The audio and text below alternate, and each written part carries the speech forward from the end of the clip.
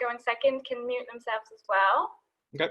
Yeah. And I'm also going to turn my camera off, so you have the stage all to yourself. Okay. Okay? Yep, ready to go. Okay, so good afternoon, everybody. I'm Ryan Wasser. I'm a professional writing and philosophy tutor at Westchester University, as well as Northampton Community College. And today I'm kind of going to be chairing this afternoon's panel, Conditions, Finitude, and Power. While it's not obvious at first blush, the topics from each of these papers are kind of deeply interrelated, and that each deals with what I would argue is a different aspect of individual and societal situatedness. And therefore, it's especially relevant to the existentially significant occurrences such as COVID-19.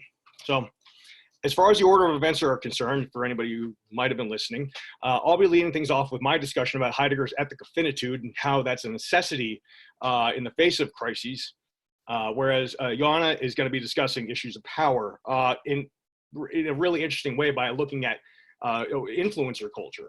So with that being said, since both, well, I also wanted to point this out too.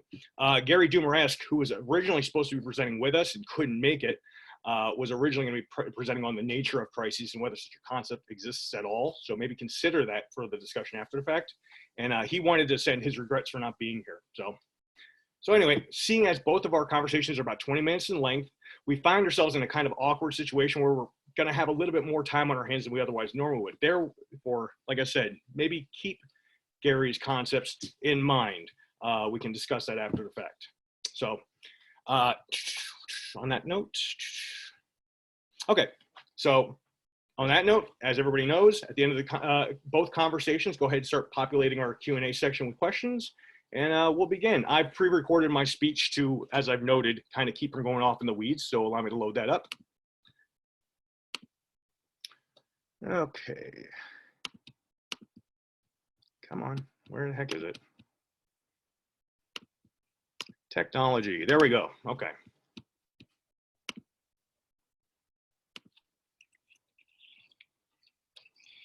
Before I begin, I'd like to extend to the virtual audience my sincerest welcome and gratitude.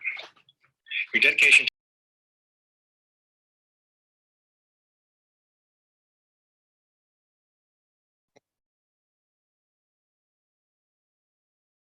I think Sorry. you're muted now. Yeah. You have to turn on the audio. Yeah, I got muted. Can y'all not hear that? Now Can you I hear can me? hear you, but I couldn't hear the talk. Can you hear me now? and such a perfect representative of the ethic I'm prepared to speak about today. So maybe start from the beginning. That and you, I'm grateful. Okay, take two. Before I begin, I'd like to extend to the virtual audience my sincerest welcome and gratitude. Your dedication to intellectual activity and the pursuit of Boy, you think I'd have this stuff figured out after a semester and a half of teaching online. Okay, one second. Now let's get this shared. There we go. Okay, one more time. Let's start from the top. Before I begin, I'd like to extend to the virtual audience my sincerest welcome and gratitude. Your dedication to intellectual activity and the pursuit of greater understanding is a testament to the resolute spirit and existential weediness that characterizes human being. That last comment should not be construed as anything other than loving. You are exemplars of a species that flourishes in the harshest of conditions, and as such are perfect representatives of the ethic I'm prepared to speak about today. For that and you, I'm grateful. So let's not mince words. It is deeply ironic that I'm talking to you today about the dangers of technology during times of crises, as I'm sitting at a desk in front of my computer from my home in Eastern Pennsylvania. As one has well said, one invades against technology, but one goes on using it. However, my intent is not to excoriate technology, or its users for that matter, only to draw critical awareness to the problem at hand, and humbly make suggestions about a possible pathway forward. Pathway that does not further denigrate our respective cultures, but is contradistinctively ennobling in essence. In his post-apocalyptic novel, Those Who Remain, G. Michael Hoff makes an important, albeit understated observation about the effect crises can have on human psychology, when he notes that hard times create strong men. While the catastrophic effects of the recent COVID-19 outbreak are incontestable, there are arguments being made that the situation itself could be materia prima of a more grounded and authentic generation of humanity, at least in theory. In this discussion, I draw on Heidegger's early implicit ethic of finitude, as well as his later work surrounding the nature of technology, and place them in the dialogue with a global milieu contextualized by a global pandemic. I approach this discussion from two angles. In the first part of our discussion, I explicate the ethic of finitude so that it can be used as a framework to understand how global crises impact the psychical welfare of individual human beings. And in the second, I apply the lessons given to us by the later Heidegger, typically those oriented around the movement away from calculated thinking, in an effort to define a loose, albeit prescriptive suggestion aimed at easing the existential strain of the situation we found ourselves in. So what precisely is the ethic of finitude? The idea itself is going to require a certain degree of unpacking, since Heidegger himself never explicitly defines it as such, being in time.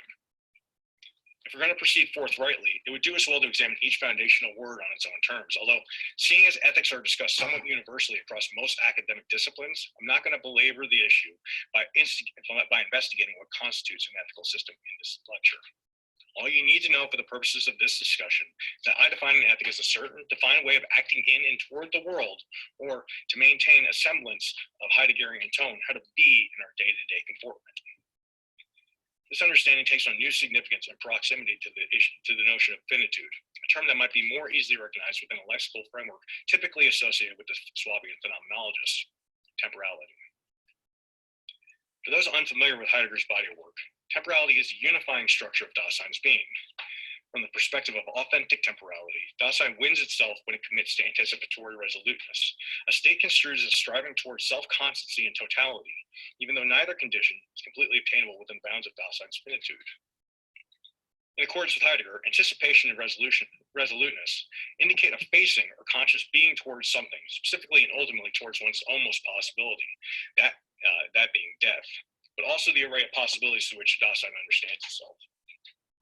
By describing that which anticipatory resoluteness is coming towards, the past as having been makes itself known, a confusing statement that might be better understood as such.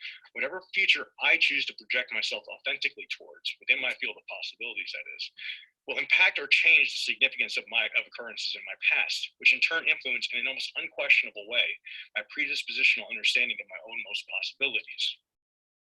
While it would be beyond the scope of this discussion to explicate the concept of death any further than I already have, there is still one more important point that I need to address before moving forward. In describing the effect that death has on day self, the version of the self that is dissolved in the benumbing effect of Das Man, Heidegger notes a wrenching motion that pulls the self back to itself and away from the passivity of average everydayness. This wrenching, according to Heidegger, is incontrovertibly tied to the conscience that arises from Dasein's anxiousness about and subsequent resoluteness towards its own demise. Therefore, death, more precisely the awareness of death, is that thing that narrows Dasein's horizon of possibilities and forces it to consider what it is doing in relation to its ultimate end. For a better lack of words, death's impending nature puts things in perspective for Dasein. However, the problem of perspective, at least as best as I can tell, is that in addition to whatever potentiality an individual might have, it also discloses in acute fashion the fullest extent of that individual's insufficiencies, which all too frequently human beings are keen to avoid at all costs.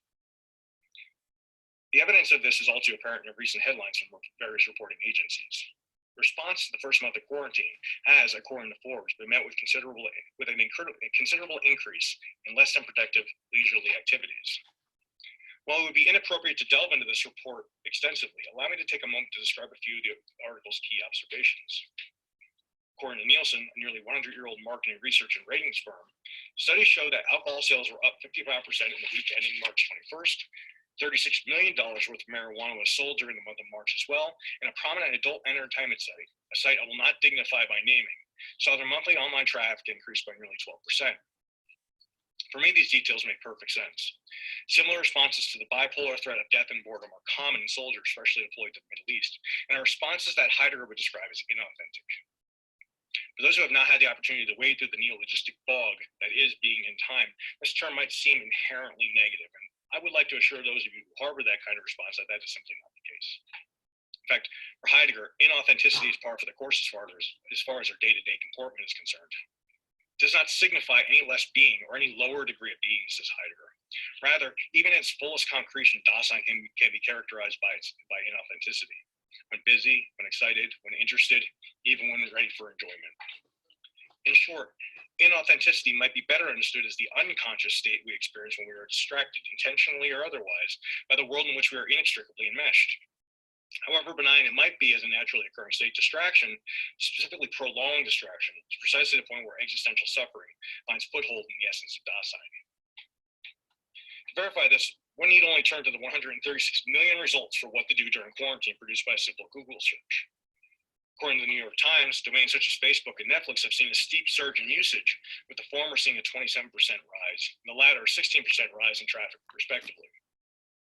These numbers are all the more startling when one considers the already pre-existing unhealthy obsession with media that characterized the global community prior to the rise of COVID-19. In previous research, I've discussed the issue of the internet as a digital public sphere, or an evolved superego using Habermasian and Freudian frameworks, respectively. However, for the purposes of this discussion, I see no reason to deviate from Heidegger's line of thought that would qualitatively assess the internet as a manifestation of Das Mind. Again, for those unfamiliar with Heidegger, a conceptualization of Das Mind would be to consider it the one, an impersonal, external force that prescribes that one ought to do this or that in any given situation. The presence of Das Mind has a variety of implications for Dasein. Everyday being among one another, distantiality, averageness, leveling down, publicness, the disburdening of one's being, and accommodation are all effects to be contended with, whilst absorbed within the pacifying dictatorship of Das Mind. Individual Dasein who exist as themselves have their vision clouded, and according to Heidegger, are constantly going wrong in their projects as regards the genuine possibilities of being. So at this juncture, it becomes necessary to pause and consider precisely what it means to be going wrong in such a way. Although wrong is Old English in origin, it stems from the Proto-Germanic word rang, which means to bend, the Old Norse ranger, meaning crooked, and to a lesser extent, the Dutch word rank, to sour. Ironically, the root of each of these word terms, ver, is part of a greater Indo-European language that means to turn. Those familiar with classic horror film tropes might recognize this as the linguistic prefix attached to the lycanthropically affected, otherwise known as werewolves. Therefore, it should come as no surprise when we stumble upon instances of turning in our day-to-day lives and immediately perceive its inherent negative quality. Anakin Skywalker turns to the dark side of the Force in the Star Wars prequel trilogy. Milk sours and turns when left unrefrigerated. And, as a popularized version of the old idiomatic phrase goes, one wrong turn deserves another. In response to the psychopathological state of his patients, Maynard Boss characterizes this phenomenon as a distortion of Dasein's fundamental world openness, which contextualizes or illuminates the being of entities it encounters. This, however, seems to be an inadequate assessment of human psychology given the current situation, unless that is we're willing to consider the possibility that a large portion of humanity in global has developed pathological and especially pervasive form of neuroses. That may well be true in the final analysis, but for the moment, I refuse to accept that as the reality of the situation at hand. Heidegger's conceptualization of fleeing in the face of death appears to be a more apt description of the current state of things. This looking away from the end of being in the world, says Heidegger, is in itself a mode of that being towards the end, which is ecstatically futural, albeit inauthentic, and characterized by leveled off interpretations of time, punctuated by statements proclaiming that one always has time. This, as a matter of fact, could not be farther from the truth. While I recognize the necessity of such behavior in small doses, especially while facing the proposition of prolonged quarantine, I have no other choice but to argue that the continually turning away from our potential being no longer in the world, which none of us has yet encountered, but each is destined to fulfill in our own particular way, constitutes an abdication of a categorical existential obligation that everybody shares equally in measure, albeit individually in consequence. That being the obligation to choose authenticity or inauthenticity for ourselves. Winning one's authenticity in the Heideggerian sense requires a process of constant communication and struggle, both with the world and other entities in the world, as well as one's own possibilities. This process, it should be noted, is nothing short of heroic in its undertaking. However, given the global state of things, the possible consequence of not committing to this ethic on an individual level, namely the irreparable incongruence or total loss of self, would be nothing short of catastrophic in an existential sense. As a member of a highly social species, I feel I would be remiss in my duties if I failed to recognize the somewhat spurious nature of the problematic I've just levied at the fundamental essence of technology. There are two reasons I say this. The first being that I believe it to be the case that the technology that we have on hand will, for all of its troubles, be viewed by future generations as an instrumental element that allowed the social fabric to remain reparably intact. Second, and more importantly, Technology is already here. We cannot, as it were, put the genie back in its bottle, and any attempt to hypothesize as to how we might do so would be little more than a fruitless thought experiment, and possibly not even that. I believe Orwell said it best when he said that the machine has got to be accepted, although it is probably better to accept it as one accepts a drug, that is, grudgingly and suspiciously. Indeed. Unfortunately, I suspect Orwell would have been critical toward our lack of judiciousness regarding the matter. In my opinion, there's little justification for the frivolous manner in which we have imbricated our existence with the digital sphere. Therefore, the closing half of this speech will shift focus from the existential threat posed by contagion and our less than admirable response to that threat toward a different modality that, although idealistic, presents itself as a way forward in a time when humanity feels lost, if only we had the fortitude to seize it. So before moving forward, allow me to briefly summarize the points we've discussed thus far.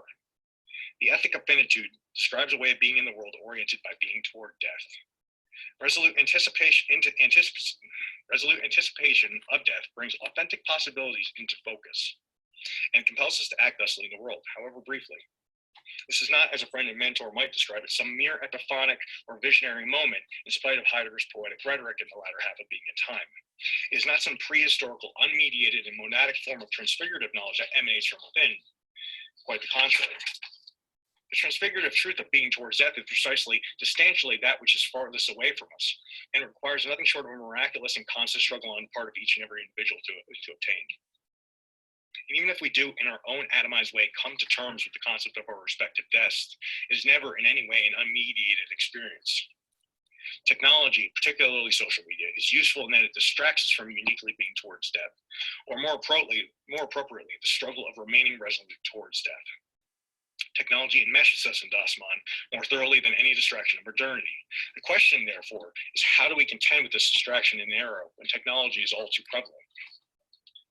In order to answer that question, it would be appropriate to acknowledge maybe what one ought not to do. In this instance, over-theorizing the situation in which we happen to be situated. By pointing this out, I'm perfectly aware that I stand to contradict the message that I myself am attempting to transmit. However, what needs to be said needs to be said.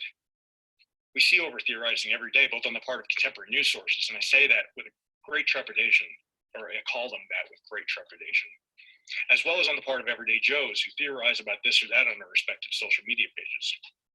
This shouldn't surprise us. Humans are pattern-oriented creatures. Therefore, when we believe we see patterns in a given narrative, whatever that narrative happens to be, we tend to point it out, which in and of itself has useful qualities, provided, of course, that it move beyond what it is towards something more transformative. The problem with tedious intellectualness, according to Kerouac, is that all too frequently it tends to be the manifestation of a technocratic ideology that neither researches nor argues the knowledge it claims to be able to justify. It is an ideology that is beyond the province of experts and therefore accessible to appropriately attuned ordinary individuals. Over-theorizing fetishizes perceived knowledge, and in fetishizing, over-theorizers do nothing more than represent or explain a given situation, which itself is nothing more than the modality of distraction par excellence. But from what are we turning when we abdicate our existence to distractions such as these? It would be easy to assume that distraction obfuscates the reality of death itself, which, as anyone who pays attention to other people can attest to, happens not to be the case. What we turn away from when we are distracted by apathetic or over-theoretical idleness is precisely being towards death. But what does it mean to be toward any particular thing? Sartre would say that man is no other than a series of undertakings and the set of relations that constitute those undertakings. Indeed, Dasein is inextricably tied to that which it cares about and the associated works that accompany that concern. While Heidegger is right to ask, what is at work in these works, that is not the concern of this discussion. What we're concerned with here are the distractions we indulge in and the turning away from our works when facing the possibility of the absolute impossibility of being. Death and finitude concomitantly act as an existential judge by disclosing to us the fullest extent of our insufficient works. And it is precisely those insufficiencies that we turn away from, but must return to them if any modicum of authenticity is to be achieved. Which brings us to the final point of this discussion, how to think about our respective works in lieu of global catastrophe. This is where the theories of the late Heidegger become increasingly important as a precursor to the hermeneutics of the self posited by philosophers like Gadamer and Ricoeur. One cannot, after all, interpret and appropriate oneself without having first thought about oneself. And thinking, as we have already observed, is less calculative than one might initially be inclined to consider. We've already discussed the results of calculative thinking in our previous discussion about distraction. How else should one assess apathetic or theoretical being if not the consequence of a mode of thought resembling Bentham's utilitarianism, which never stops, it never collects itself, as it computes ever new and promising, albeit economical possibilities to a given problem. Although not without merit, this way of thinking is wholly inadequate for those who concern themselves with authenticity. The reason for this is in the immediacy of calculation. In the pursuit of its one-track course of ideas, calculative thinking relies on that which is closest to the thinker, causing the individual to lose track of the primordial clearing that unconceals the being of that which is. Calculative thinking, for all of its promise, is, in a very fundamental way, that which covers over the truth, in this instance, truth about oneself. So how ought we think about our works? It seems, in the essence of a full examination of what it means to think about anything at all, which Heidegger himself spends so much of his later works considering, that the thread of this discussion has returned us to the ethic of finitude. This circularity cannot be vicious if the theme of our deliberation is taken to heart, because it leads directly back to where the danger is, the danger being the threat that assaults man's nature in relation to being itself, and not in accidental perils. Here, danger is not the tragedy of pandemic, but the act of turning away from that which brings us to profound self-realization, the finitude of being. This danger is compounded by the peril of returning to normalcy, which threatens us with a backslide to the familiarity of average everydayness. Even so, where there's dangers this whole woman, there grows also that which saves, a statement that is striking in its resemblance to an axiom posited by Jung in reference to the development of a fully articulated individual, instead quillinus invenitur, in filth it shall be found.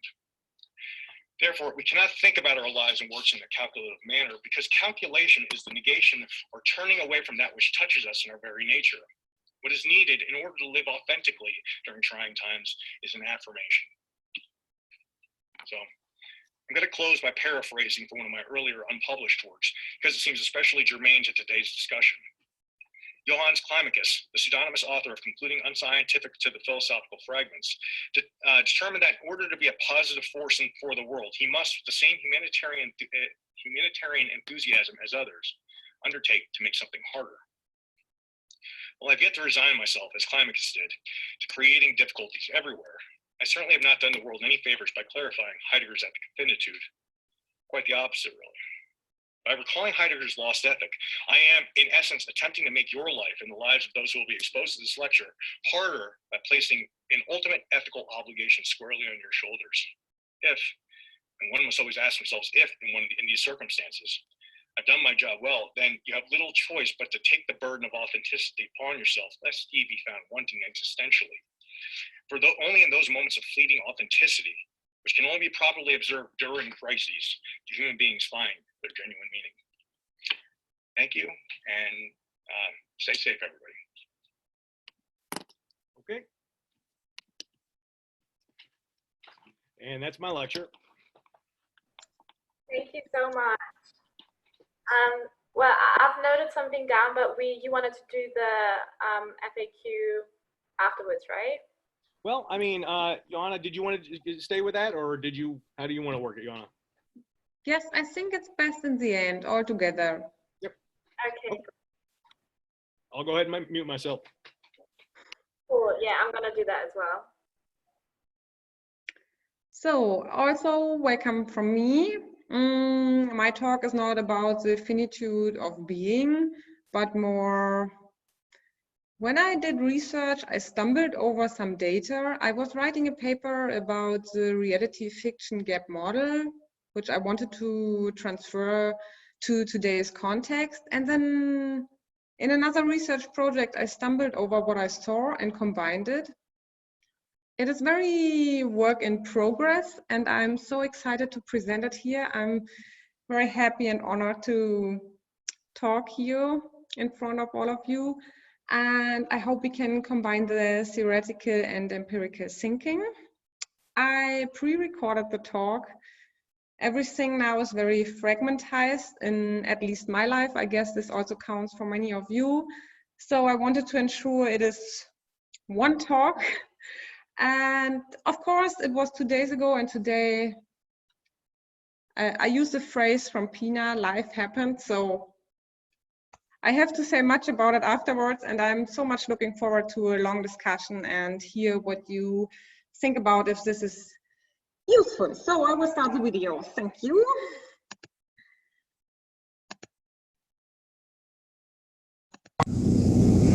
So welcome to my talk. It's called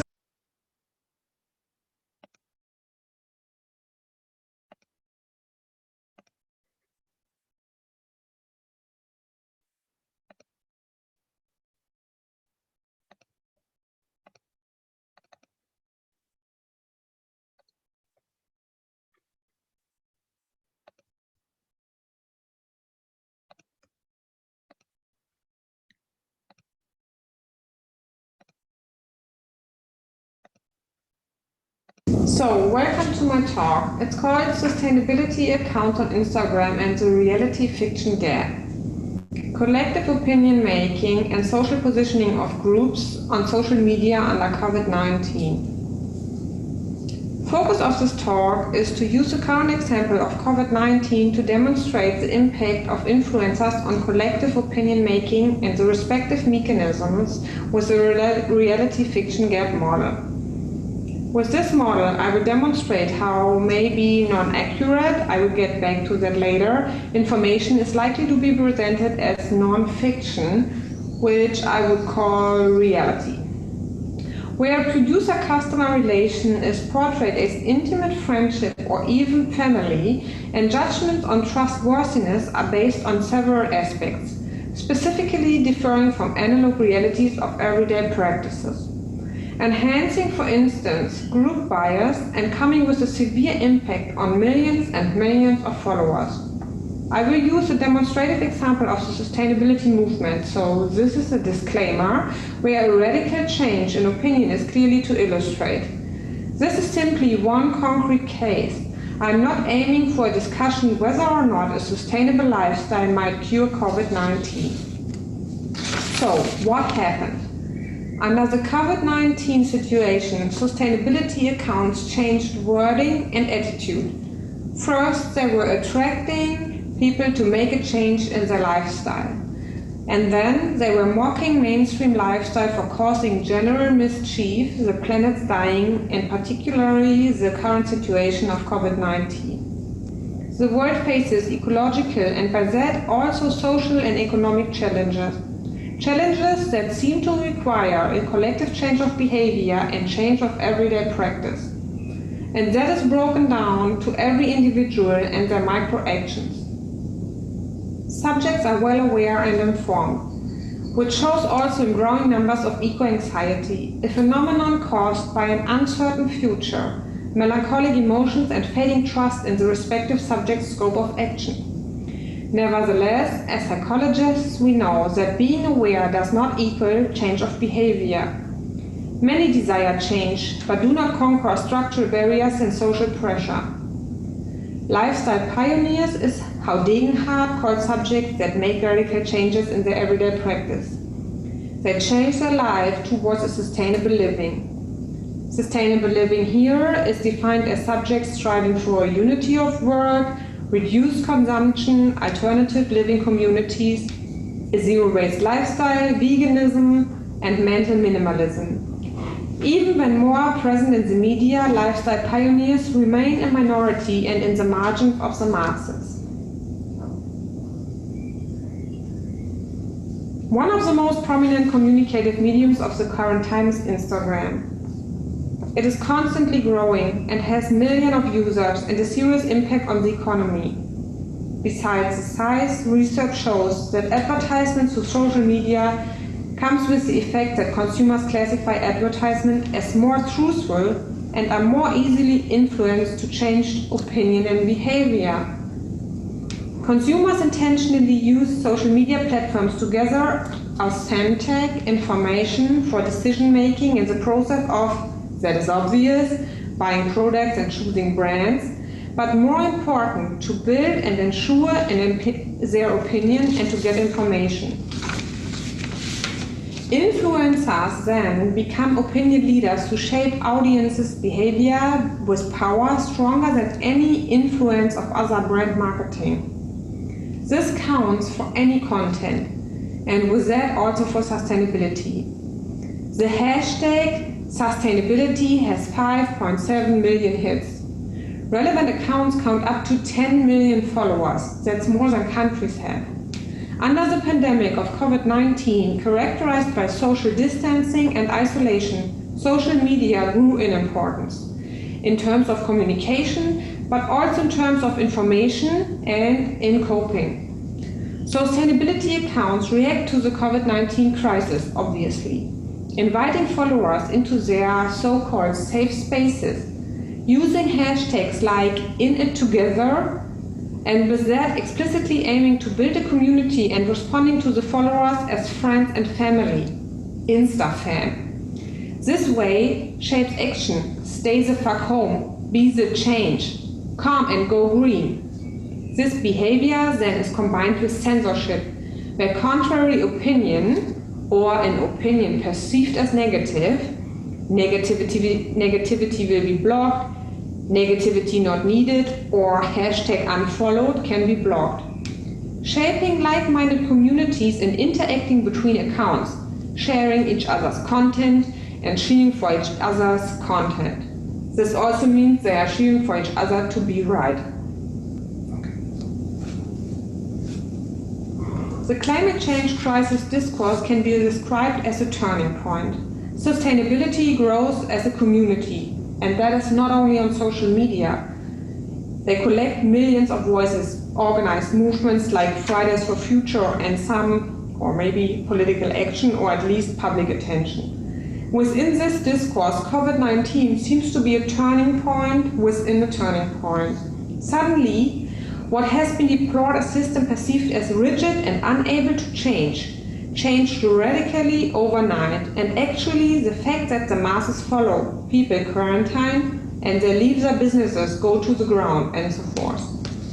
In isolation and under the growing assumption that public information might be censored, people turn to digital realities and perceived more authentic information, advice, community, self-validation, and sociability. And in that sphere, a severe change of tone happened under the pandemic. Before COVID-19, sustainability influencers engaged in inviting and attracting, advertising lifestyle change and presenting advantages of it. I monitored, for a whole other reason, Euro-American accounts with 25,000 to 1 million followers, classifying as sustainability accounts. And I especially focused on their stories. Stories, that is something I want to explain. These are video sequences of 15 seconds, which are available for only 24 hours and then disappear, unless the producer saves them as highlight, which is unlikely in this context. I personally did not monitor one single story being saved for later. These micro videos often contain pictures or movements enriched by text, emojis, music, or talk. When I saw the change, I decided to collect the data. My samples contain 3 survey periods, 3rd to 15th of January 2020. That was a very early state of COVID, where COVID was mainly restricted to China or Asia, and then again the 2nd to the 14th of March 2020, shortly before lockdown in Europe, and in 16th to 28th of April under lockdown. Data from January is characterized by inviting to change and positive connotation, using words like thank, guilt-free, richness, mostly directed towards the self, like my, or including imperatives like let's do this together. I will show some examples. All creatures want to live. Go vegan and save the planet. Let's go vegan together. Go vegan and your body will thank you. 0 waste, 0 guilt. This power is created on a vegan diet, and the picture showed a bodybuilder body. 0 waste, more time. Mental minimalism will make you feel rich. Join living in peace with the planet Earth and Mother Life. From March on, the tone changed to directly addressing and mocking the mainstream lifestyle for causing dread in a post-human era. Humans then seem classified as legit humans, being in a superior position and living a life of morally correct choices, we can call them lifestyle pioneers, and non-humans, that would be mainstream capitalist lifestyle, causing dread and deserving the virus. All of a sudden, the expression changed from us and we to building otherness in you, using quite abusive language, death, kill, human mass extinction, being very cynical about advice and celebrating the planet getting a revenge. I will give some examples. If you wouldn't treat animals inhumanly, nobody would be in quarantine now. This feeling when your conservative friends call because now they want to close diaper and asking for advice. Nature is getting back at you, think about it. You are not lactose intolerant, you are simply not a baby cow. Stop consuming animals, you fucktards, look where it got us. Your lifestyle is killing us. Don't hide from what you caused. Now is the time to rethink. Now is the time to make your own cough mixture. Store it in the fridge and stop consuming bullshit. Funny how all want to live sustainable now. Don't ask me for advice. This feeling when you have been right the whole time. COVID is a lesson well deserved. Do the math. Mentally sick humans equals sick planet equals physically sick humans. Or human mass extinction is the planet's cure. People like you, showing a picture of a woman in a shopping mall, deserve COVID. So, how come that this is possible and what's the impact and meaning? Already back in 2001, Schreier et al. Developed a complex model of a reality fiction and deception in media communication. I used that model, simplified, adopted to today's context, added the non-accuracy aspect of Kruglanski and suggest calling it the model of the reality fiction tension or even the reality fiction gap. Specific about the space of Instagram is that reality fiction cues sent by the producers and indicators perceived by recipients are intentionally, which not is the same as consciously, blurred or even instrumentalized, contributing to being most likely the most influential medium by the power of perceived trustworthiness and authenticity. Influencers build strong communities of followers who gather around like-minded influencers and other followers. The model contains 3 modes of perception confronted with certain content appealing them: embodied knowledge, actual experience, and cognition. These 3 modes are spoken to through Instagram by using visuals appealing to emotions with audio and visuals, building parasocial relations like the Insta fam or Found My People, and functioning as an information channel with selective and modified information. When communicating content, the producer moves in a spectrum between reality and fiction, creating a tension or a space where deception is possible, not necessary, it's only possible. Reality indicators are reproductions of material that is linear or maybe congruent with the 3 modes: embodiment, experience, and cognition of the recipient. So that means one can recognize what is possible or plausible. Here, explanation where coverage comes from. That would be an example from this discourse. Maybe it comes from animal eating in an uncivilized way, showing pictures from farms and animal cruelty. Fiction indicators are transferring linear material to a certain degree, so this is progressive. It's not yes or no logic to made up content. This would be incongruent to the recipient's knowledge, experience, and cognition.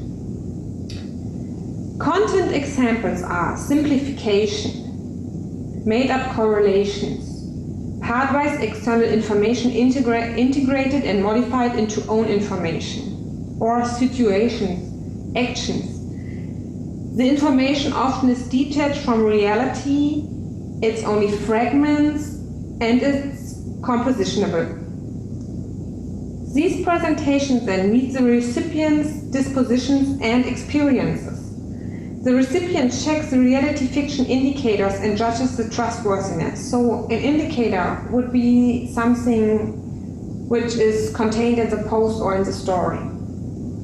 The judgment depends, and this is always progressive again, impacted by media competence and involvement, on spirit of time, reflexivity. Spirit of time or reflexivity would be, is Instagram a trustworthy medium? Access to information or knowledge, age, social and individual expectations. So what is classified plausible and possible? Is it plausible to believe in vaccination is doing harm to humanity? And where the content is measured against. So that would mean, for example, measured against other Instagram accounts or measured against restricted access to information due to other media. The model also contains 3 modalities of indicators: pragmatic and general, semantic content, and operative formal. And Instagram goes strong on all of these. The first one would ask the question, does the creator claim to obtain reality? Yes, Instagram is so strong on that. Influencers claim to be a real person, being authentic, being harsh on companies paying their life and securing their existence.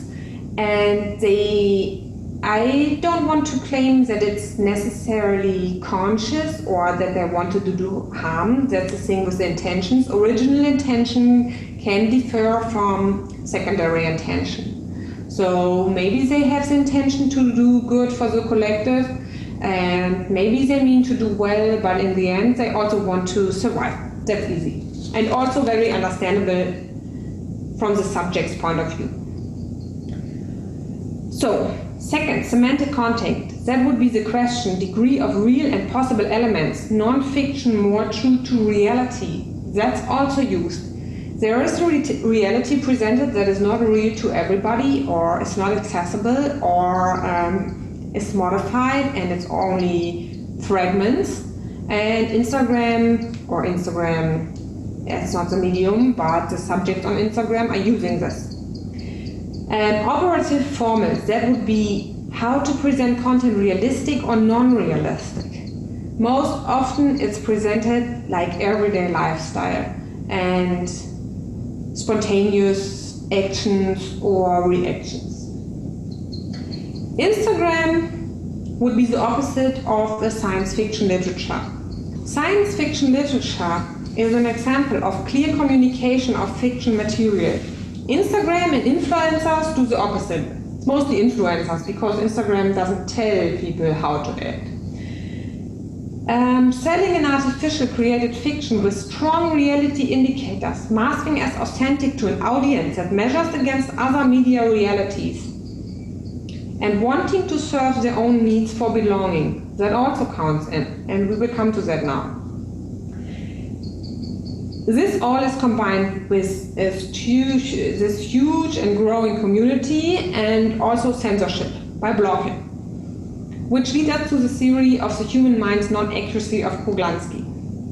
So when we understand how Instagram works and that they play hard on the reality fiction gap, using reality cues to indicate fiction as reality to build up trust and by that make an impact on opinion, either to enlarge the number of followers or the community, or secondary to simply sell products.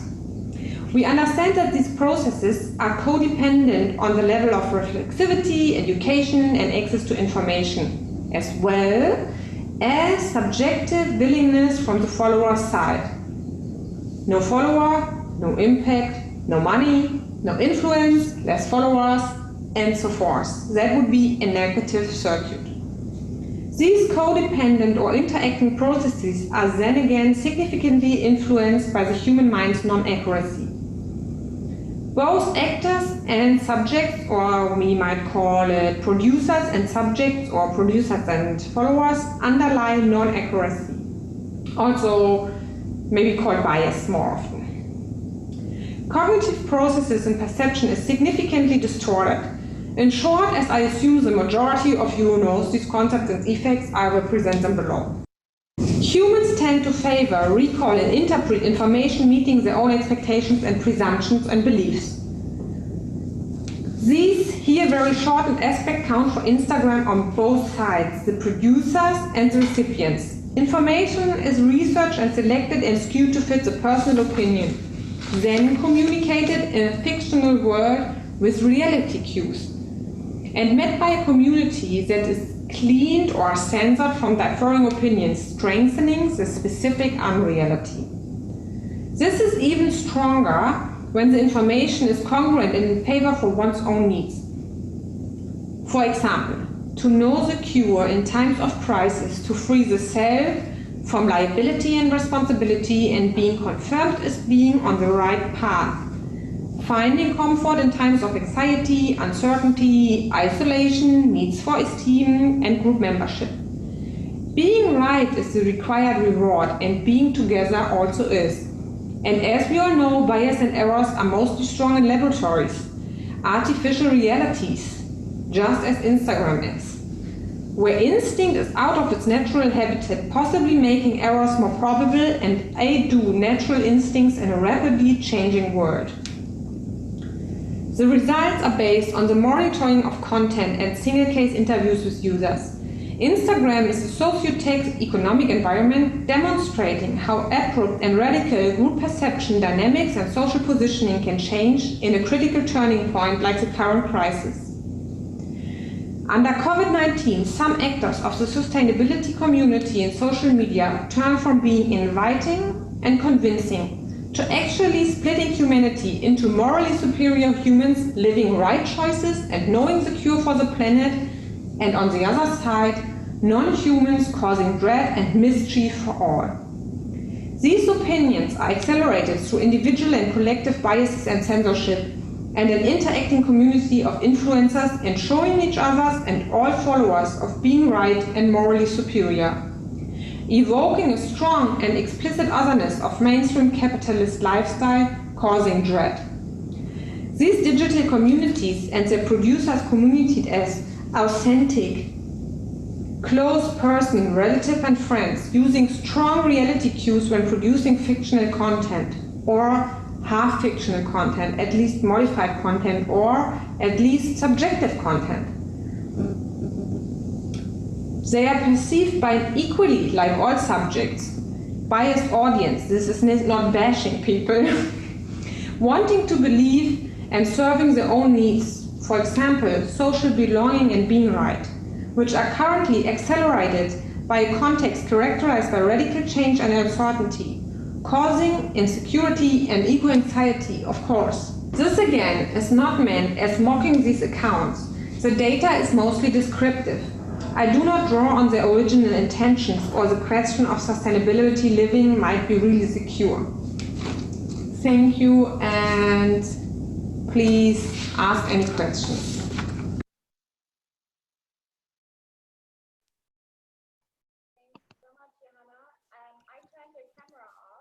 Oh, we're having a hard time hearing you.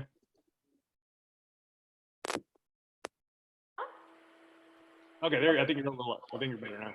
Okay, Johanna, I turned your camera off because of your Wi-Fi probably, and the video wasn't as great. But you can turn it on back on now, I think. Hey. Yeah, thank you so much. I found it very, very interesting because I'm an Instagram user, and yeah, I've seen those changes as well. So yeah, I found it very, very interesting. And when you were talking as well, Ryan, I had to think about mortality salience. Have you heard of that? I've heard the phrase. I haven't looked much into it yet.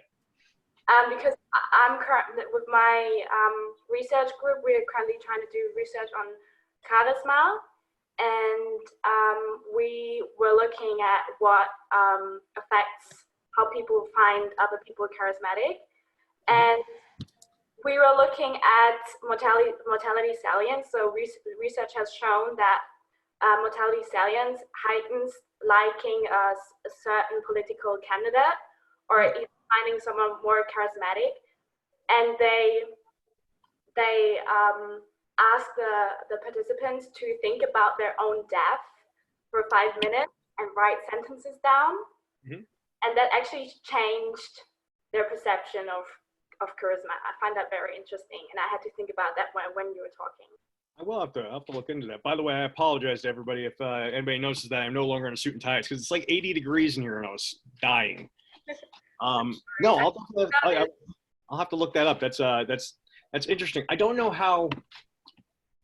That's interesting that when asked about death, the way people perceive certain political candidates and the way they perceive charisma changes. I'm interested to see how that works, because in a way, kind of deferring to another person in that way, well, not necessarily inauthentic, kind of leads me into that question of inauthenticity.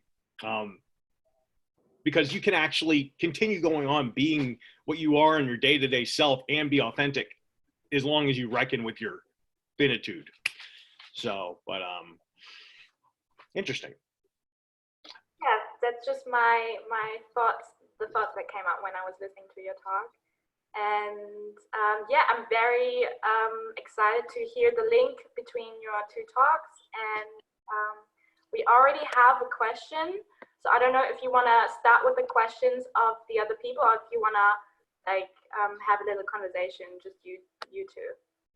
We'll go with them first, you know?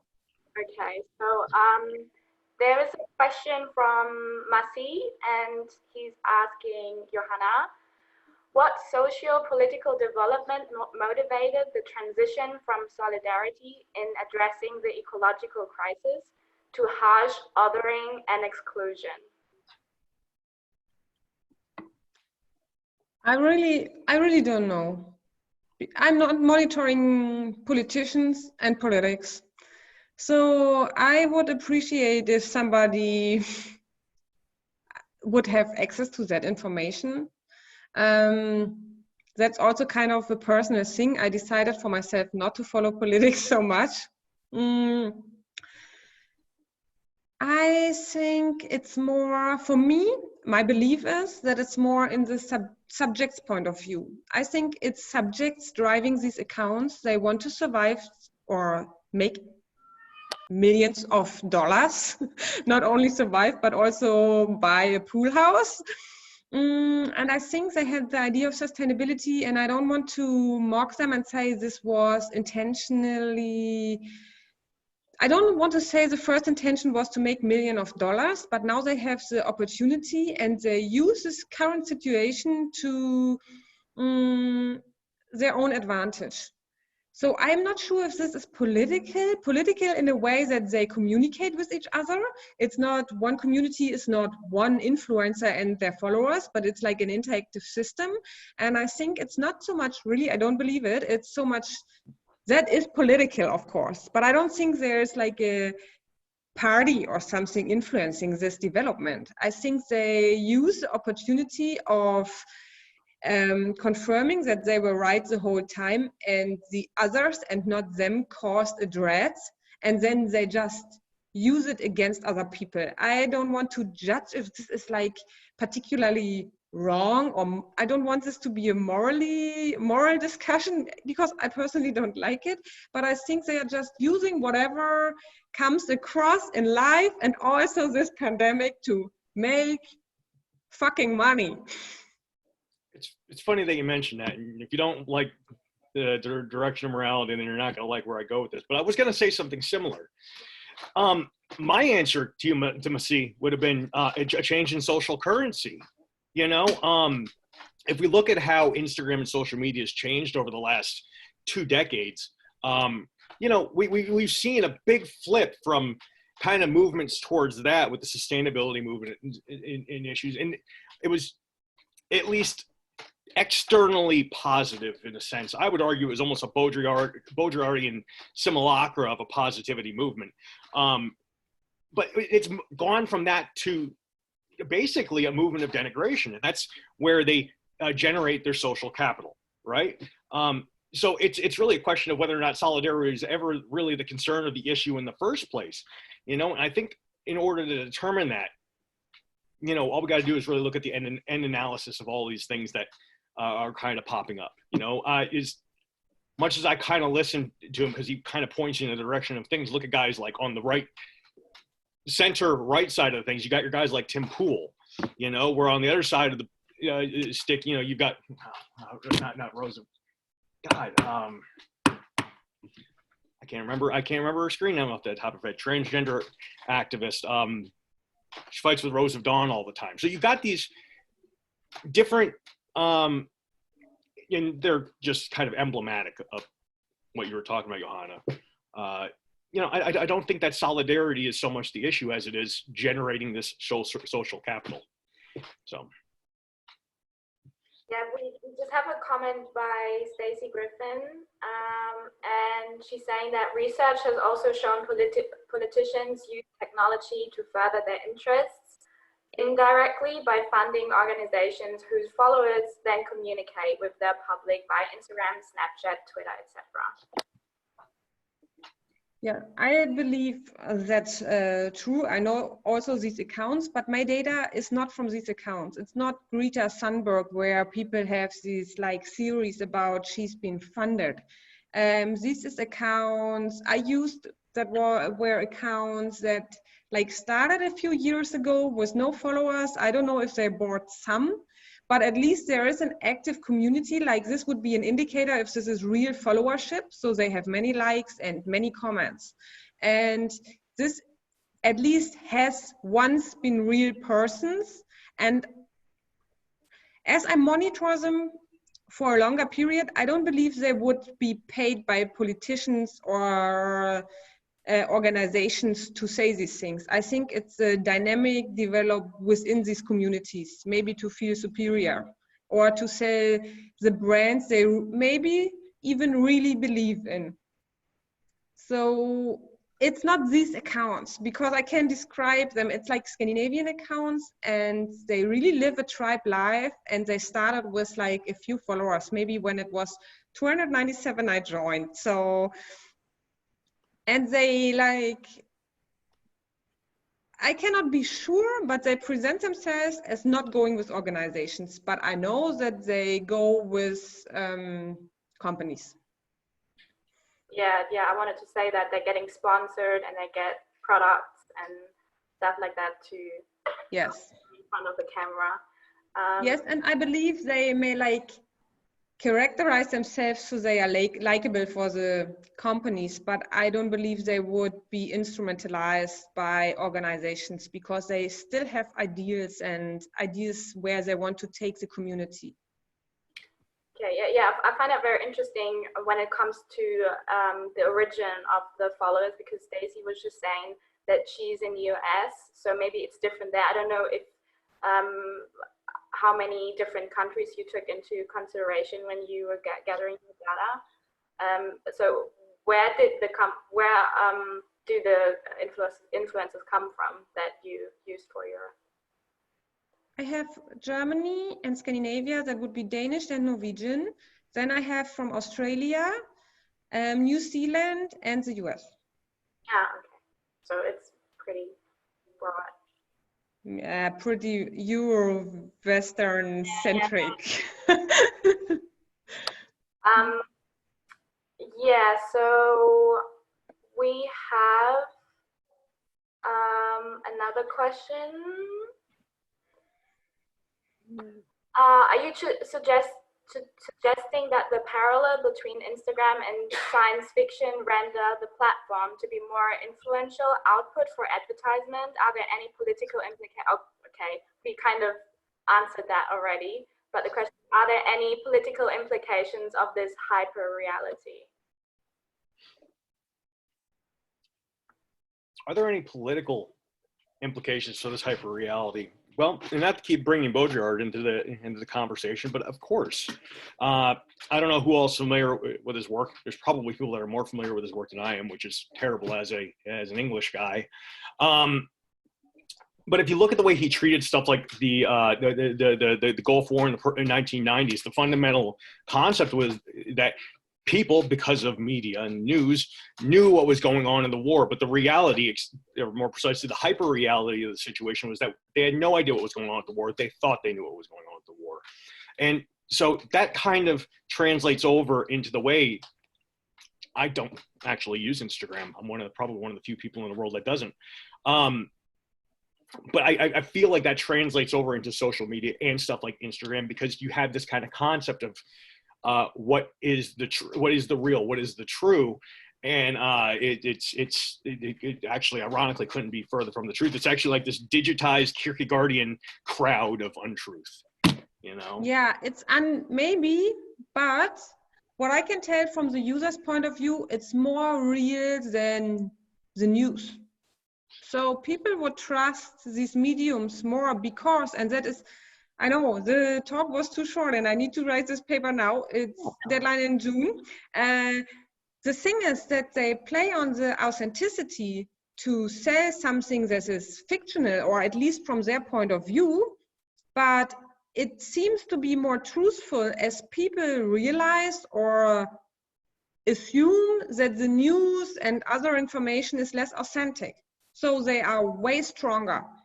Like Instagram accounts saying they are a real person, and maybe even influence from companies, and behind these companies, maybe even organizations. I don't want to neglect that is possible in the system. They seem to be a real person telling a friend that COVID is caused by uncivilized way of living. And people believe that as like a friend would tell you. And they don't believe the mainstream media as much. So they would call this more authentic and more truthful. Yeah, and that's also very problematic for people who want to spread conspiracy theories, obviously, because there's a lot of influencers that want to spread those theories. And in Germany, I'm very sure you heard of him, Johanna the vegan chef from Berlin, who's got a big crowd behind him on Instagram, and he's spreading some very serious conspiracy theories when it comes to the virus. So that can be, that's really political implication as well. Yeah, and who decides if this is a conspiracy theory or not? And these people, they have like millions of followers believing that this is something a real person believes in because they know better. So this is interesting. We can't ignore that. And like, it's interesting what's told by the news, but it's particularly interesting what's told by Instagram accounts. And there is people playing with this. I don't know. Is this advertisement like check Alexis Stones or something? He's like this performance artist showing. He has this account showing like this is all fiction. And he's playing on that, like showing fictional information and then revealing it all the time. And even the reveal, there's a reveal behind the reveal and so on. So he's playing hard on this, but it's very few doing this.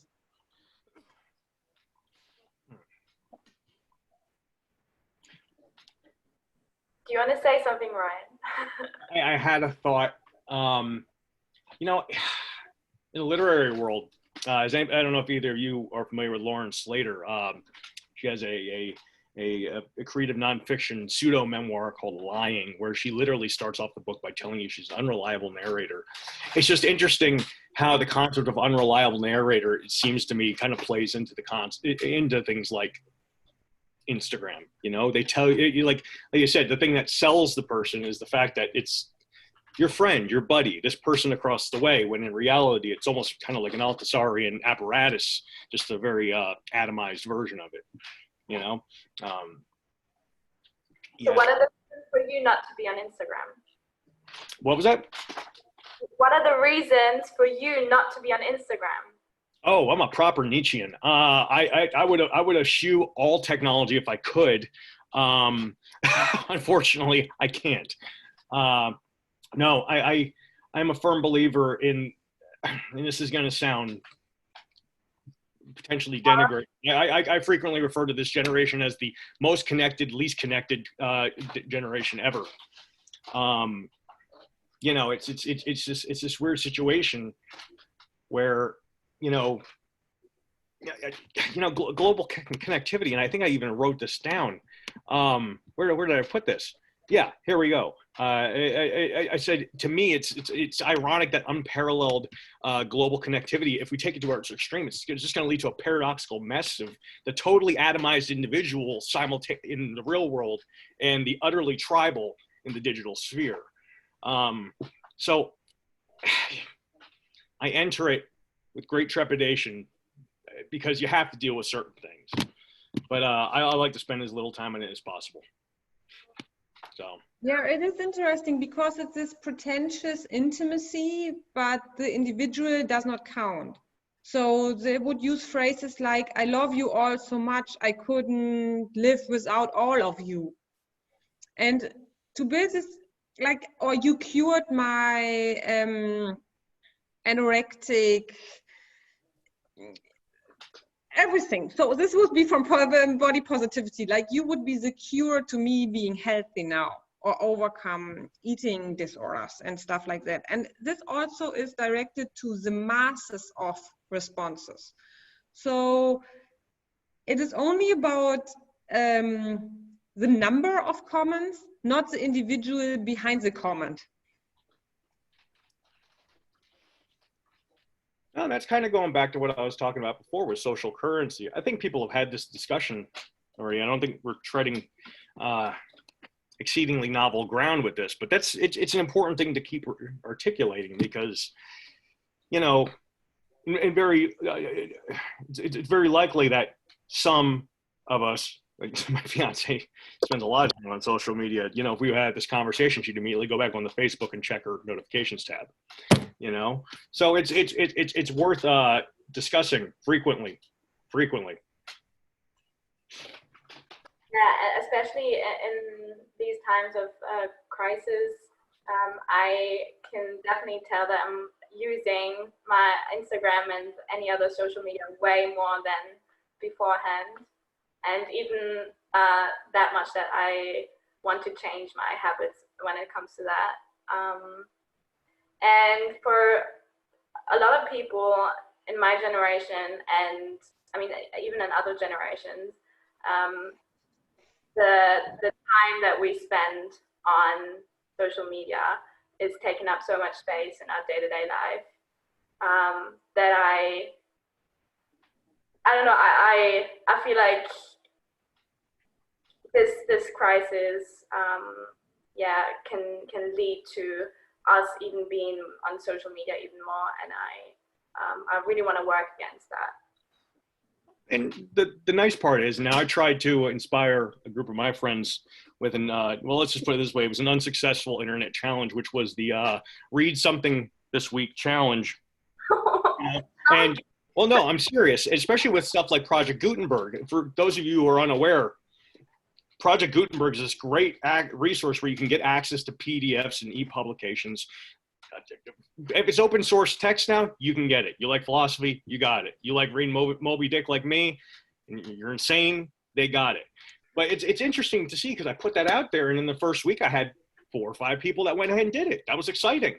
4 or 5 people that actually picked up a book and read it, and it had discussions about it. And by the next week, it was down to me and one other person. And now it's just me sitting here reading Nietzsche by myself.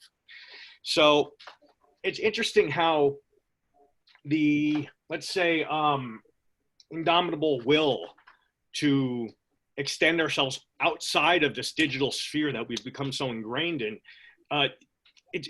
there's this initial push to do it, and then, like I said, we kind of slip back into this like kind of average everydayness, and it's a dangerous place to be from a purely, I keep saying existential place, but from a purely existential position, it's a dangerous place to be, especially in times like these.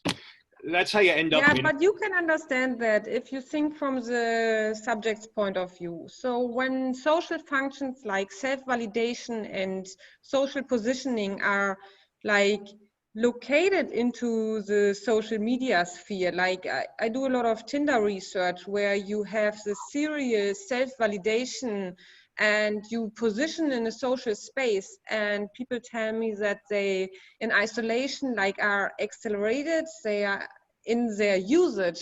Then one can understand that the external feedback of like other human beings is existential to them. Oh, no. And or I want to say to maybe us, I don't want to exclude all of us. So maybe we get some external validation or social positioning due to these conferences, but that wouldn't be like better, just a different thing. Yeah. So I think this is a very serious topic. So I wrote like Tinder against anxiety, or you could say Instagram against anxiety. It's social belonging. So it's much more meaningful than just a bad habit or why don't you read a book, because the book does not tell you that you belong to a group. Or okay, books does, because you can find people that read the same books. That's not true, but where would you find them? On social media. Yeah, no. And I'll acknowledge that. I mean, I'm not denying the profundity and the necessity of sociability, especially as we can have it in this current instance via the internet. I said that early on in my presentation. I'm not trying to excoriate people for this. It's one of those things where the over reliance on it, because there's always that question of, okay, we've got this validation and it comes from an online source. It comes from Tinder, it comes from Facebook, it comes from Instagram. Okay, now we could always get into a debate about what constitutes a real real in this sense. Is that real validation, or is that, you know, something else? Ironically, I'd probably argue that any validation is technically real validation. Yeah, I would say it's just this kind of movement towards a re-equilibrated state, so to speak, or something way more towards the realm of equilibrium. Because for folks that spend their entire day, or another one, Second Life, that's another one that it kills me. For people that spend their entire day on that, that's the person I'm concerned with, you know? Yeah, but I don't say it's like a good idea, or I don't want to judge it at all. I just want to make explicit that this is the real social function. So we cannot like cure it by saying you have to leave social media, because there's a whole social function in it. So then we have to really relocate the social function back into society and give each other external feedback to position the self. And maybe that's by getting rid of social media, but I don't know how. And then society would be forced to relocate it back into giving each other external feedback when meeting each other. Also difficult in isolation. That's why this is so accelerated, I guess. So people telling me like, oh, I really miss that somebody is piffing after me when I'm running in the morning. So now I have to Tinder even more, or be on putting on hot images in my swimwear on Instagram even more, because I really miss at least one human being acknowledging that I'm still hot. yeah, you can't get that from books. No, this is true. This is true. Yeah, I doubt anything in Tolstoy would give you the impression that it would give you any kind of validation. I think this is very interesting when we think about, I don't know how, if there's any statistics on that, but when we think about gender, because this validation, this outside validation thing, I would say is a very, well, I don't know if I'm saying it correctly, but I would say that women are more, they tend to be in need of this outside validation. So I don't know if it's a gender thing. I don't know if because I can see that a lot of those influencers on Instagram. I mean, there's also male ones, obviously, but I feel like there's way more women, and I want to know if you see a connection between that, Johanna. Yes, I can see a connection. I don't think, okay, I try, okay, I say it's different. Yes, there is a gender difference, but males are so dependent on acknowledgement, but this would maybe be in a different way, not presenting the self as fuckable in a swimsuit and then getting likes, but maybe on getting females to agree on meeting even though it's times of isolation. I know I have a lot of data about Tinder again, but that's also social media where men try to get females to meet physically, even though it's isolation time lockdown. So they would have another way. They don't want to get told that they are beautiful, but it's also fun to tell males that they are beautiful. I, I can recommend that, but they also need validation. And that would be agreeing on to meet in person, example-wise. So I have some Instagram accounts being run by males, and they on Instagram, it's merely the same. So they are also going for a huge community, many likes, and then again, I guess selling products. So when I gave my talks, the pictures, it seemed to be pictures of nature, but more than half of it was advertisement for products. Yeah, I just saw a comment by Stacy again. Do you want to say something, Ryan? Well, yeah, Stacey actually brought up a very interesting point that the anonymity of social media would actually afford users to allow themselves to be the true selves. And I'm tentatively going to agree and disagree with her on this position. Disagree and agree with you on this position, Stacey. So has anybody read Ian Bogost? Anybody familiar with him? He's into ludology. And one of the things he actually studied before this became popular was Animal Crossings, and how Animal Crossings basically acts as this digital environment where you get to exercise your selfhood in a virtual sphere. Now that is actually a perfect representation of what you're talking about, Stacey. That's a completely anonymous environment where you get to exercise your authentic beingness in a digital space. Now the problem with that, as far as I can tell with social media is like a perpetual first date of sorts. Let's face it, whenever we go on a first date, we're not, which comedian said that? When you're going on a first date, that's not you, that's your representative. Well, social media is very similar, you know? I would argue, at least to an extent, that a lot of social media however you want to phrase it, whatever, you know, paradigm you want to frame it in, has this degree of calculative representation, which was a problem I talked about, right? Immediacy, calculation. It's at least partially inauthentic because of that. And I challenge anybody to find me an example of a social media account that wasn't in some shape or form calculated to show someone as such in a certain way, you know? That is because there is something at risk. Yeah, you can be authentic. You can like bash people. That's what's happening, like this negativity. But then again, that was a censorship I was talking about. You might get blocked by people you want to belong to. And then again, you have to find other people you can belong to. That can be the mocking crowd, that's fine. But still, there is acknowledgement and it still hurts. We know from our research that it hurts people. Like they struggle, they are hurt by getting judged on social media, like getting unmatched on Tinder hurts people, males and females. They really have to develop coping strategies. Being excluded from an Instagram account where you maybe saw 20 stories each day, so you were following this person and then you are authentic and tell this person that she's fat and boring, even though she's entertaining you. So I saw that case, that's why I use it. And this person was then excluded, and this was done in a public way. So she was exposed. All her messages were exposed, and then she got excluded with her name. So I don't know if she dares to be authentic again and tells that this person or another person. So there is social lecturing going on. I think we're operating on two different definitions of authenticity here, because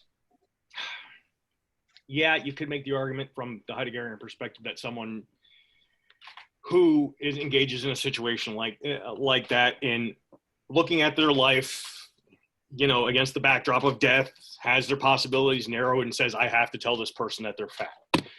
I don't know that that's I think that's a much more, let's say, rigid, less existential definition of authenticity that I would address. Yes, I follow on that. Sorry, I follow on that, but this also counts like creating your space. So this would be a complex example. This other one was just a very plain example, like being authentic in your space, so you have at risk that no company likes you. But please continue. Yes, of course. And maybe I need to. I agree with this. I'm not. I think I just need to kind of better articulate my position on authenticity. So my concern, my primary concern, and the one I attempted to kind of transmit with this speech was that, you know, there are certain behaviors that are seeing an uptick, and there's reasons for that. And I even acknowledge that there's justification for that to a limited degree. My concern is that people stay in that, and let's, you know, geez, forget my basic philosophers. This is awful. You know, when you look back over the course of your life, you typically get we all know hindsight's 20/20. If life is the totality of if you are the totality of your actions, and your actions consisted of sitting around playing Fortnite for 3 months on quarantine, how are you going to feel about those 3 months of quarantine? You know, I'm not telling people that they need to completely pull away from this.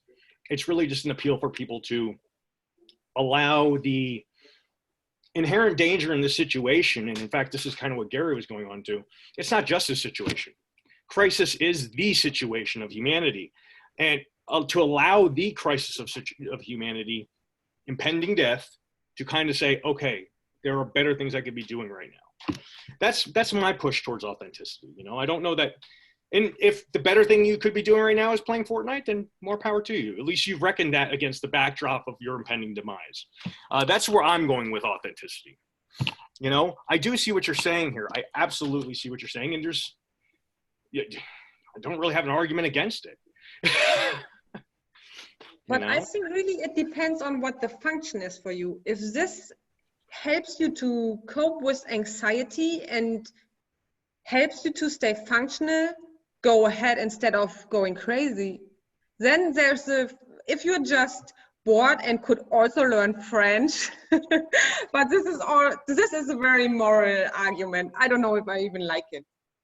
But there seems to be a quality distinction between of it, but it's really, really an external judgment. No, I hate it. I withdraw. But there is something in it. Maybe the function is but this should not be me or you or anybody else judging. If this is functional for you and keeps you alive, okay. If this is just distraction and you could be a creative person, like making opportunities for your life and changing the world, maybe rethink or something. But I don't like to judge others. That's a very good particularized view of what I suppose I should have said. I suppose my argument, as it were, was a more generalized statement. If this applies to you, pursue this. You know, if I look at, I don't play video games either. I'm a freak. But I see people that play Fortnite. It's like, well, you're doing that for 12 to 14 hours at a time. If that's saving your sanity, more power to you. You know, but you know, if that isn't you, if you know that that's the distraction, if you know you've got this other thing you could be doing, why not do that? You know? Yeah. So that's kind of my appeal. But no, I absolutely see what you're saying, especially, you know, with the concept of Tinder validation. I'd never considered looking at that myself. That's very interesting. So.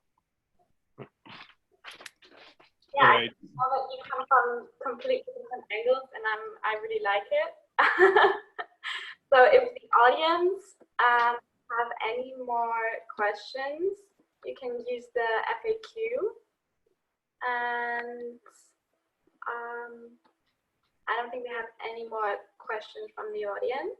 No. But maybe you want to say some last words. Johanna, you want to go first? No, yes, okay, of course. I have no last word, like take this from this talk. I really love to discuss the idea and this very spontaneous project, and I really love to talk to you. So I hope maybe we can integrate our thinking. This was really nice to be challenged. It's really nice to have a different view on this. So let's stay in touch. That would be my statement. I'm And absolutely. thank you for being so kind. No, you know, I'll pontificate for a moment. I mentioned earlier on in my speech that humans are weedy. You know, I tell my students frequently that the most annoying and strongest weeds you'll find are the ones that grow up under the harshest conditions, i.e. your sidewalk. So I implore everybody, be the strongest weed. Put yourself under the hardest situation you can and, you know, do your thing. So